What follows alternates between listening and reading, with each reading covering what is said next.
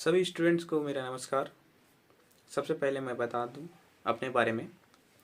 मेरा नाम सुजीत साव है। अभी जो IBPS एसओ राजभाषा अधिकारी की रिजल्ट आई है उसमें मेरा चयन रहा सेंट्रल बैंक ऑफ इंडिया में चयन हुआ है जनरल कैटेगरी से, और यह मेरा प्रथम प्रयास था। जैसा कि आप लोग जानते हैं कि IBPS एसओ 2026 का कैलेंडर आ चुका है और उसकी डेट्स भी आ चुकी हैं। जैसा कि आप देख सकते हैं कि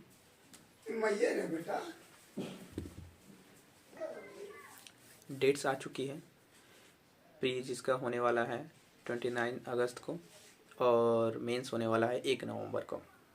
तो आप सभी तैयार हो जाइए और अपनी प्रिपरेशन को फिर से स्टार्ट कर दिए। जो अभ्यर्थी इस साल कुछ नंबर से रह गए उन्हें मायूस नहीं होना चाहिए। वो उनको अभी अपनी तैयारी फिर से शुरू कर देनी चाहिए, क्योंकि अगर वो अपना टाइम वेस्ट करेंगे तो प्रिपरेशन पर इफेक्ट पड़ेगा। चलिए, सबसे पहले मैं उन अभ्यर्थियों का भी कॉन्ग्रेचुलेशन करना चाहता हूँ जिनका चयन हो चुका है, जैसे कि मेरा भी हुआ। मैं भी एक अभ्यर्थी ही था। मैं इस वीडियो को मुख्यतः IBPS एसओ के सिलेबस को डिस्कस करने के लिए बनाया हूँ। इसमें मुख्यतः 3 स्टेजेस से आपको निकलना पड़ता है। पहला होता है प्रीलिम्स, दूसरा मेंस और तीसरा होता है इंटरव्यू। प्रीलिम्स में 3 सेक्शंस होते हैं आपके, मुख्यतः रीजनिंग, इंग्लिश और CA होता है करेंट अफेयर बेसिकली, और उसमें GK भी क्वेश्चंस रहते हैं। तो सबसे पहले रीजनिंग की बात कर लूँ मैं। इस 50 क्वेश्चंस होते हैं 1 मार्क्स करके, और आपको इसमें न्यूनतम 6 से 7 नंबर स्कोरिंग करना पड़ता है। 7 क्वेश्चन आपने अगर श्योरिटी के साथ बना दिया तो आप पास हो जाइएगा। इसके बाद मैं GK अर्थात करेंट अफेयर दोनों मिक्स होता है उसकी बात करता हूँ। इसमें भी 50 क्वेश्चन होते हैं। Each question has 1 marks. इसमें भी आपको 5 से 6 सही करना पड़ता है। इस साल का जो कटअप था वो समथिंग जनरल का 4 साढ़े 4 के लगभग था, मुझे उतना याद नहीं है। और अब मैं बात करता हूँ विशेष जो इंग्लिश है, इसका कटअप सबसे ज़्यादा जाता है। इंग्लिश में टोटल 50 क्वेश्चन होते हैं दोनों की तरह, लेकिन इसके मार्क्स हाफ मार्क्स करके होते हैं, अर्थात 50 क्वेश्चन 25 मार्क्स के।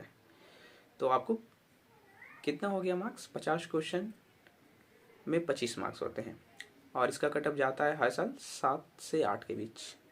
तो आपको कम से कम इसमें कटअप से 2 नंबर ज़्यादा रहना है, 10 नंबर। अगर आप 10 नंबर लाते हैं इंग्लिश में, तब आप पूरी तरह से श्योर हैं कि आप पास हो जाइएगा।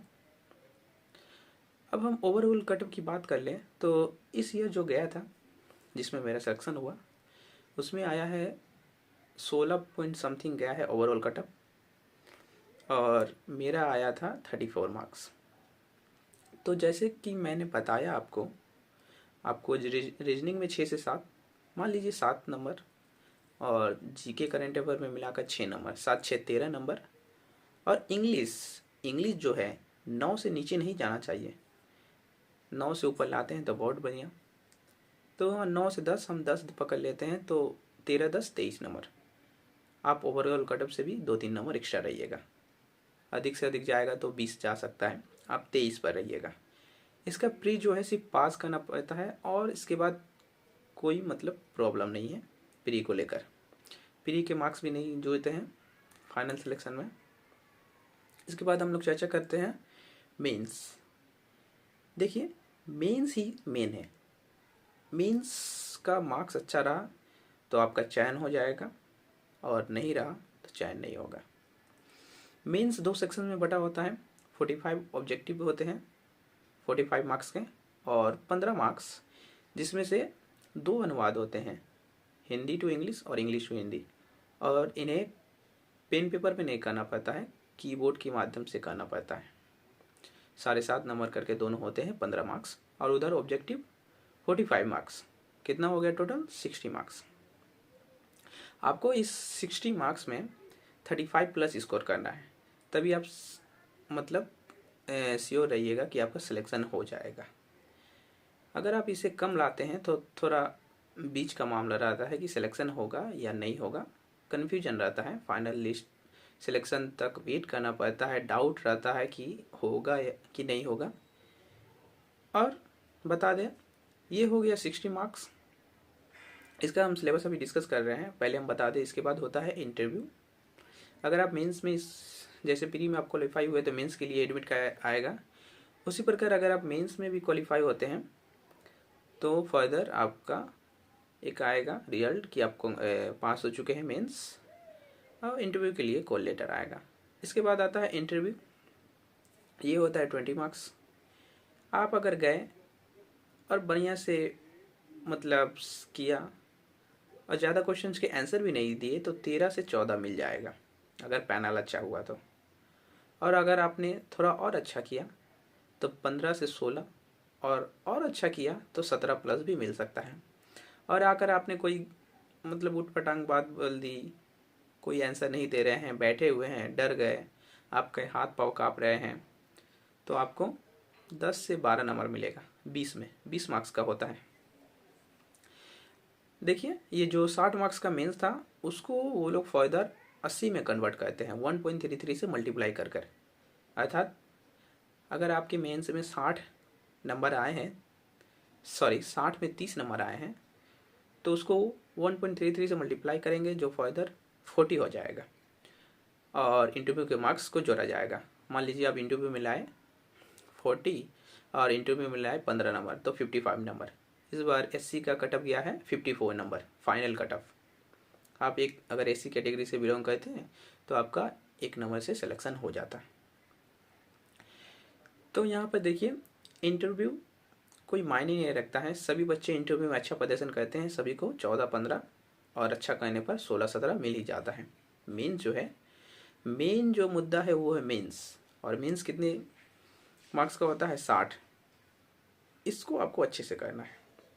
सबसे पहले तो दूसरे सेक्शन मेंस को टाइपिंग विद ट्रांसलेशन आपको आज से ही, जैसे कि नोटिफिकेशन कैलेंडर आ गया है कि अगस्त में एग्ज़ाम है, आपको आज से ही टाइपिंग सीख लेना है, हिंदी और इंग्लिश दोनों। बहुत सारे बच्चे इंग्लिश तो जानते होंगे, सीखे होंगे कहीं ना कहीं, वो बच्चे हिंदी भी सीख ले, क्योंकि इंग्लिश के साथ साथ हिंदी भी उतना ही इम्पोर्टेंट है, नहीं तो फर्दर आपका 1 मार्क्स या 2 मार्क्स से फाइनल सिलेक्शन में रह जाएगा। और अब आते हैं मेन जो 45 मार्क्स के ऑब्जेक्टिव होते हैं। इसमें तो पहले आता है राजभाषा। राजभाषा से संबंधित अनुच्छेद आएंगे, जिसमें आर्टिकल 343 से 351 भाग 17 में जो है, और जो भाग 5 में है आर्टिकल 120, भाग 6 में है आर्टिकल 210। और इसके अलावा आते हैं राष्ट्रपति के आदेश 1952 का, 55 का, 1960 का आदेश। फिर से आता है राजभाषा अधिनियम, आता है 1963 का। राजभाषा संकल्प के बारे में क्वेश्चंस रहते हैं 1968 का। राजभाषा नियम 1976 के बारे में पूछा जाता है। इसके अलावा बहुत सारे टॉपिक है, जैसे राजभाषा से संबंधित पुरस्कार हुए, राजभाषा से संबंधित पाठ्यक्रम हुआ, फिर से राजभाषा संबंधित अनुसूची हुई। अनुसूची में कितनी भाषा है? 22 भाषा है। किसी भाषा का नाम पूछ दिया जाएगा, उनमें कब कब संशोधन हुआ। फिर से और ई टूल्स होते हैं, जैसे राजभाषा के वेबसाइट पे बहुत सारे ई टूल्स है, जिसके माध्यम से राजभाषा ट्रांसलेशन अधिकारी लोग अपने काम में यूज करते हैं। और विश्व हिंदी सम्मेलन हो गया, अखिल भारतीय हिंदी सम्मेलन हो गया, कहाँ कहाँ हुआ, उनके डेट्स, नाराकास का गठन, पुनर्गठन, वीराकास, फिर से हिंदी सलाहकार समिति, फिर से बैठकें कितनी कितनी बार होती है, इन सब के बारे में क्वेश्चंस रहते हैं राजभाषा से, मोटा से मोटा। मेन राजभाषा से क्वेश्चन 8 से 10 होते हैं। अगर इन टॉपिक को आप कर लीजिएगा तो हो जाएगा। ये आप 1 मंथ जो टाइम है, 2 मंथ टाइम है, 29 अगस्त और 1 नवंबर, तो इस 2 मंथ में ये प्रिपरेशन बहुत ही आसानी से हो जाएगी। और इसके बाद 10 क्वेश्चन हो गया, बचा 35 क्वेश्चन। तो ये 35 क्वेश्चंस में ग्लोसरी, जो आरबीआई की जो ग्लोसरी है उसमें से 8 से 10 क्वेश्चन आते हैं। वो जो ग्लोसरी है 202 पेजों की, आपको अच्छे से 2 से 3 बार पढ़ लेनी है। अगर आप किसी कोचिंग में पढ़ते हैं तो वहाँ पर पढ़ाया जाता होगा ज़रूर, अगर खुद से कर सकते हैं तो और भी अच्छी बात है। ग्लोसरी से डायरेक्ट आ जाता है कि जैसे आपसे पूछ देगा लाइसेंस का हिंदी शब्दावली क्या है, अनुज्ञप्ति, फिर से परमिट, अनुज्ञा पत्र, इन सब पूछ दिया जाएगा। तो हो गया 10 से 10-20 क्वेश्चन हम मान लेते हैं, और बचा 25 क्वेश्चंस। तो और 10 क्वेश्चंस आते हैं वन लाइनर ट्रांसलेशंस के, हिंदी से इंग्लिश में, इंग्लिश से हिंदी में, ऑब्जेक्टिव टाइप के, मतलब इंग्लिश वाला दिया रहेगा, उसके 4 हिंदी ऑप्शन रहेंगे, उसको आपको क्लिक करना है। उसी प्रकार हिंदी से इंग्लिश 5-5 या 4-6 इस ऐसे क्रम में होते हैं। कभी कभी इंग्लिश से हिंदी ज़्यादा आ जाता है, कभी कभी हिंदी से इंग्लिश ज़्यादा आ जाते हैं। तो 30+ क्वेश्चंस हो गए। इसके बाद जो क्वेश्चंस बचते हैं वो आते हैं हिंदी से, कुछ क्वेश्चंस आते हैं जैसे हिंदी से कोई पैसेज दे देगा, उससे 4-5 क्वेश्चन रहेंगे, ग्रामर से दे देंगे 2-4 क्वेश्चंस, वर्तनी से दे देंगे। इसी प्रकार आपको मेन 4 टॉपिक इसमें पढ़ना है, राजभाषा, ग्लोसरी, अनुवाद, वन लाइनर का प्रैक्टिस करना है, और फर्दर आपको हिंदी पढ़ के रखना है। इस बार जब मैंने दी परीक्षा तो हिंदी के 2 क्वेश्चन हम नहीं कर पाए। जैसे एक वापिल पूछा था, उसका समानार्थी शब्द, एग्जामिनेशन सेंटर से निकलने के बाद बहुत सारे स्टूडेंट्स इसको अटेम्प्ट नहीं किए थे, बाद में पता चला कि इसका पिता होता है शायद। और एक मेरा बचपन से थोड़ा वैतनी अच्छा नहीं है, तो हर एग्ज़ाम में हम अपने वैतनी वाले क्वेश्चंस को स्किप कर देते हैं। वो क्वेश्चन मैंने स्किप कर दिया। मेरा अटेम्प्ट था इस बार 45 में, और इस बार का जो पेपर था वो बहुत ही, पेपर क्वेश्चंस इजी थे, लेकिन उसके जो ऑप्शंस थे, उसके ऑप्शंस ट्रिकी थे। छोटे छोटे अनुवाद थे ऑनलाइन ट्रांसलेशन, लेकिन उसमें ऑप्शंस में बोल रहा है कि ओनली ए ऑप्शन सही है, या ओनली बी सी ऐसे कर करके। तो मिनिमम 8 से 10 क्वेश्चंस एग्जामिनेशन सेंटर के बाद निकलने के बाद सभी को पता चल गया था कि 8 से 10 क्वेश्चन तो सही होंगे, क्योंकि हम जो मार रहे हैं आंसर वो नहीं पता चल रहा है कि सही है कि गलत। लेकिन मेरा एक्यूरेसी ठीक था। पहले भी बहुत सारे एग्ज़ाम दे चुके हैं, तो 80% तक एक्यूरेसी है कि कोई क्वेश्चन मारते हैं सोचकर तो सही हो जाता है, और पढ़कर मारते हैं तो वो 100% सही होगा ही। तो मेरा कितना, मेरा 32 आ गया था 45 में। और मुझे उस 15 नंबर में अनुवाद जो आया था वो बहुत बड़ा बड़ा पैसेज दिया था। तो एक सलाह है आपको, आप वर्ड टू वर्ड अनुवाद करने का प्रयास ना करें, क्योंकि टाइमिंग है जो ये 45 क्वेश्चंस के लिए आपको 30 मिनट का समय दिया जाएगा ऑब्जेक्टिव के लिए, और उस अनुवाद के लिए आपको 30 मिनट का समय दिया जाएगा। हिंदी टू इंग्लिश 15 मिनट के लिए खुला रहेगा, और इंग्लिश टू हिंदी 15 मिनट के लिए खुला रहेगा। IBPS का जानते हैं तो आप लोग कि प्रत्येक सेक्शन का ड्यूरेशन रहता है, जैसे हिंदी टू इंग्लिश शेष होगा दूसरा खुल जाएगा। तो इस 15 मिनट में उतना बड़ा पैसेज करना संभव है? आदमी तो यहाँ पेन पेपर पे नहीं कर पाता है, वहाँ तो आपको टाइपिंग से करना है। तो आपको एक सलाह देते हैं कि आप वर्ड टू वर्ड ट्रांसलेशन ना कीजिए, सेंटेंस को पढ़िए, उसका मूल भाव लिखने का प्रयास करें, और जो मेन शब्द है उसमें उसको स्किप ना करें। आपका अनुवाद जरूर कंप्लीट होगा, मेरा भी कंप्लीट हुआ। मुझे शायद 5+ मिल गया था। उतना अच्छा अनुवाद मैंने नहीं किया था, लेकिन कंप्लीट कर दिया था।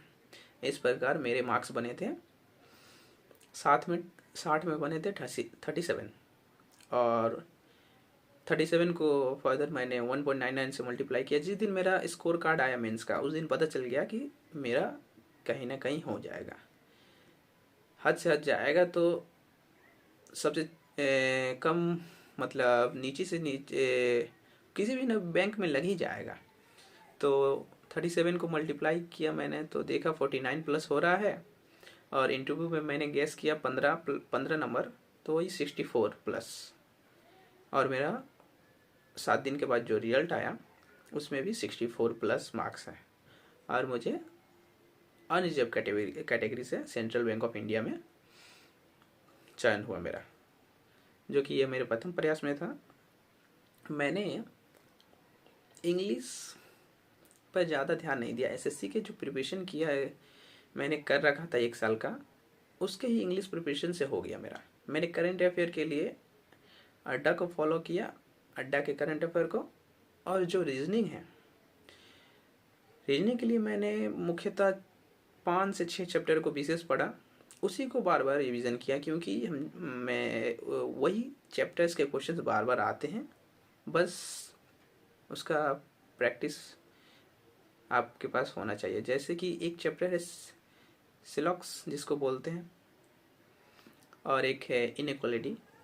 इस बार तो 4 इनइक्वालिटी दिया था इजी। उसके बाद कोई भी क्वेश्चन इजी नहीं था।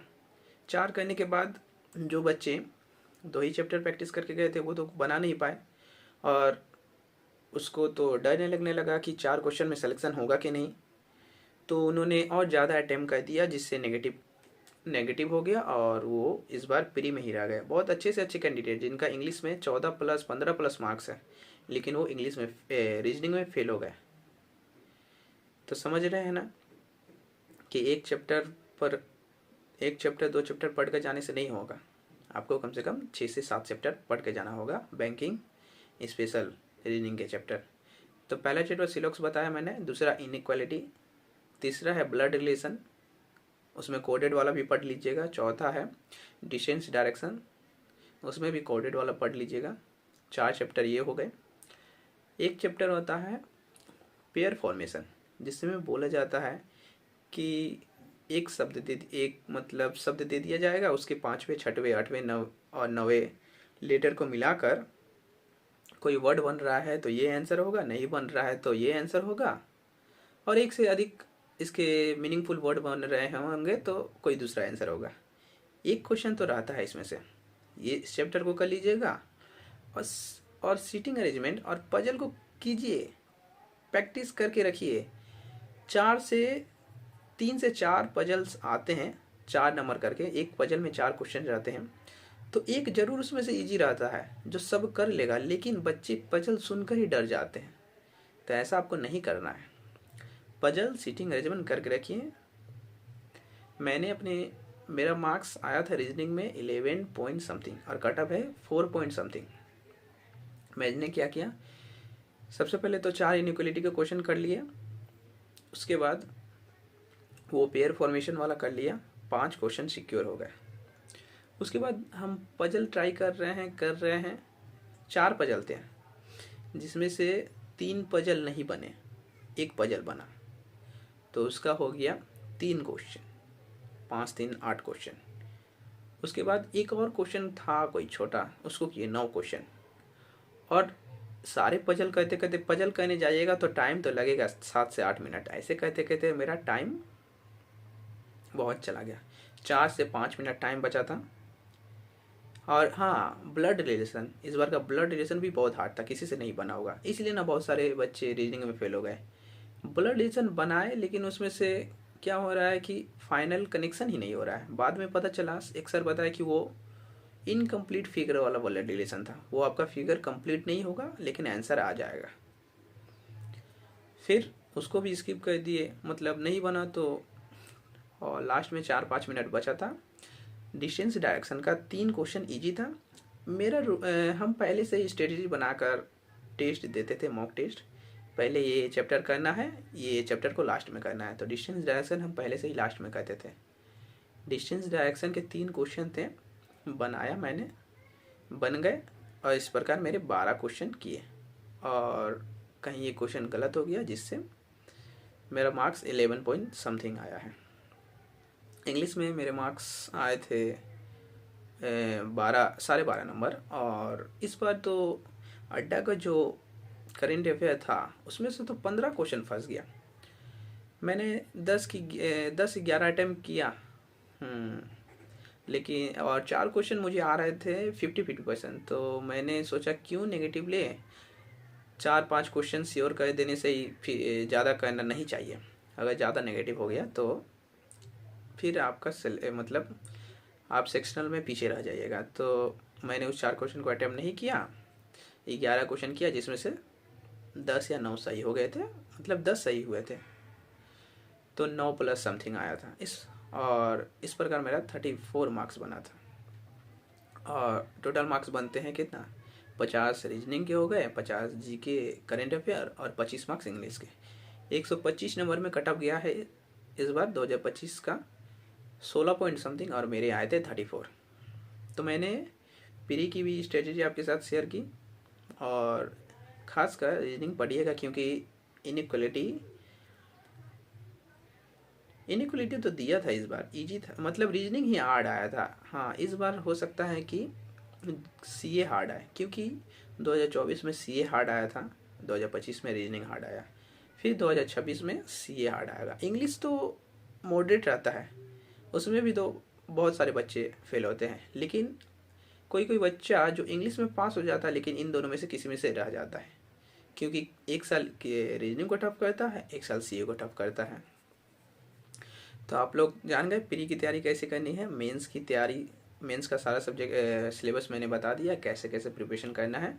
आज से ही, अभी से ही एक दिन में एक चैप्टर कीजिएगा। टाइपिंग का जो अगर आप नहीं सीखे हैं तो टाइपिंग बाबा नाम का एक वेबसाइट होता है, उसमें 14 से 15 चैप्टर, नहीं सॉरी 50+ चैप्टर है। तो आप एक दिन में एक चैप्टर भी कीजिएगा मन से, आधा घंटा से 1 घंटा उसी को, तो आपका 50 दिन में कंप्लीट हो जाएगा। और एग्ज़ाम तो अभी 6 महीना बाद है। आप आराम से टाइपिंग सीख सकते हैं और अनुवाद भी सीख सकते हैं, और IBPS एसओ को अपने मतलब उसे पास भी आराम से कर सकते हैं। अगर आप में जज्बा है तो आप ज़रूर पास करिएगा, जैसे मैंने पास किया। इंटरव्यू में क्या है, इंटरव्यू में नॉर्मल आपको एक शर्ट पहन के जाना है, नॉर्मल सा अच्छे से, आपको 14 से 15 मार्क आराम से मिल जाएंगे। इंटरव्यू का भी सिलेबस बता दें हम आपको, इसमें आपको आरबीआई के गाइडलाइंस थोड़े पढ़ लेने हैं। उसके जैसे रेपो रेट होता है, बैंक रेट, एचडीएफ होता है, एमएसएफ होता है, फिर से सेबी की स्थापना, नाबार्ड की स्थापना, अभी वर्तमान में चेयरमैन कौन है, आपने कौन से बैंक का प्रेफरेंस दिया उसके बारे में जानकर रखिए, आपका अकाउंट किस बैंक में है उसके बारे में जानकर रखिए। फिर से हिंदी साहित्य को थोड़ा पढ़ लीजिएगा, क्योंकि इंटरव्यू के सिलेबस में हिंदी साहित्य है। और ग्लोसरी भी पूछ देता है, तो ग्लोसरी तो आप तैयार कीजिएगा ही मेंस में। और क्या पूछता है, मुहावरे भी पूछ लेते हैं उसका इंग्लिश, और 1-2 लाइन भी बोल देंगे या दे देंगे पेपर का, उसको आपको अनुवाद करना पड़ता है। यही सब सिलेबस है। मैं अपना बताता हूँ एक्सपीरियंस, मेरे साथ क्या पूछा। सबसे पहले मैंने पूछा सर अंदर आए, बोले आइए। वो पहले ही बोले सुजीत साव नेटी से आए हैं। हम बोले जी सर। बोले आसन ग्रहण करूँ, हम बैठे धन्यवाद बोल के, और इसका हिंदी बताइए। और उस समय तो जानते हैं ना कि माइंड डिस्टर्ब हो जाता है, तो हम बोले तशरीफ़ रखिए। तो वो लोग देख के चौंक गए, ये तो बोले ये तो उर्दू हुआ। फिर हम बोले हाँ हाँ सर, हम बोले कि स्थान ग्रहण करिए। वो बोल रहे हैं कि हम बोले स्थान ग्रहण कोरून, आई रिस्पेक्ट यू। तो आपको बोलना चाहिए स्थान ग्रहण कीजिए, नॉट करिए। हम बोले ठीक है सर। हम थोड़ा मुस्कुरा दिए। उसके बाद उन्होंने एक बगल में लेफ्ट साइड में मैम थी, वो राजभाषा के क्वेश्चन लगातार पूछते गई। राजभाषा के क्वेश्चंस में उन्होंने प्रवीणता के बारे में पूछा, प्रवीणता के अलावा उन्होंने कार्य साधक ज्ञान पूछा। यही सब राजभाषा जो नियम है ना 1976, उसी से इंटरव्यू में क्वेश्चंस बनते हैं। तो मैंने तो राजभाषा बहुत पढ़ चुका था, तो मैंने सब बता दिया। उसके बाद वो बीच में जो सर थे वो लेफ्ट वाली मैम से पूछ रही आपका हो गया, तो बोले हाँ। फिर राइट वाले लोगों को पूछने बोला, तो राइट वाले मैम थी एक, वो हमसे 2 अनुवाद पूछी लाइन का, छोटे छोटे। पहला तो लाइन था कि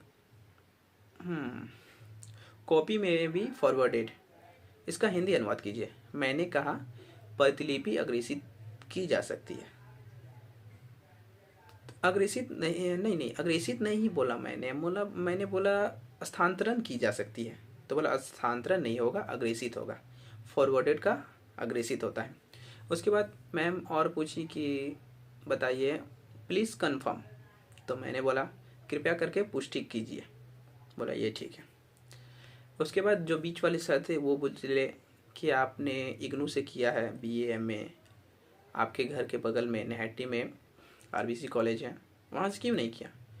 तो मैंने जो सच्चाई थी बता दी कि सर हम कॉम्पिटिटिव एग्जामिनेशन की तैयारी करते थे तो उतना टाइम नहीं मिलता था।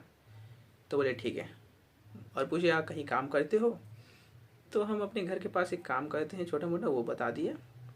सैलरी वगैरह पूछे, हम बता दिए। टाइमिंग पूछे, बता दिए। वो बहुत खुश हुए, बोले ठीक है सुजीत आप जा सकते हैं, ऑल द बेस्ट। मैंने भी मुस्कुराया, धन्यवाद सर। हम निकल गए। मेरा इंटरव्यू प्राय 8 से 9 मिनट का था सभी का। मेरा जो डेट था इंटरव्यू का 27 दिसंबर को था, और उस दिन का पैनल 3 था। वो बहुत ही अच्छा था, सब हंसमुख थे, हंस कर बात कर रहे थे, आप पर कोई प्रेशर नहीं डालते और नहीं थी। वो आपको ऐसे बात कर रहे थे मानो वो आपके अपने हो, आपके ट्यूशन के सर हो जो मॉक इंटरव्यू ले रहे हो। तो मैंने इंटरव्यू के बारे में भी बता दिया आपको, प्री के बारे में बता दिया, मेंस के बारे में बता दिया, इंटरव्यू के बारे में बता दिया।